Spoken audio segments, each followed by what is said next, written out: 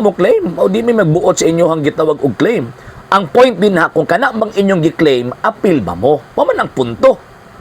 Kana bang inyong gi-claim nga text sa balaang kasulatan, appeal ba mo? Dili man debatable lang nakasulat sa balaang kasulatan. Gidebatihon pa din mo.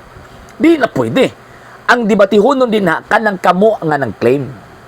Kung naa ba may koneksyon sa butang or sa text nga inyong gi-claim sa balaang kasulatan. Mao man akong punto. Manalingon ko nga, ikuha na yung topic na dapat i-appeal ang Seventh-day Adventist. Kanang gi-claim ninyo nga adlaw ipapahulay, dapat appeal mo. Kaya di man mo na ma-ergon ng gisulat sa balaang kasulatan nga ang Jewish religion naa sila'y adlaw ipapahulay. Di man mo na madebate. Dili mo na ma-question kay mao na siya ang realidad nga ang Jewish religion naa sila'y adlaw ipapahulay sa ikapitong gitawag og adlaw. Ang point din na, kamo nga Seventh-day Adventist, appeal ba mo? Appeal ba mo anang gitawag og adlaw ipapahulay?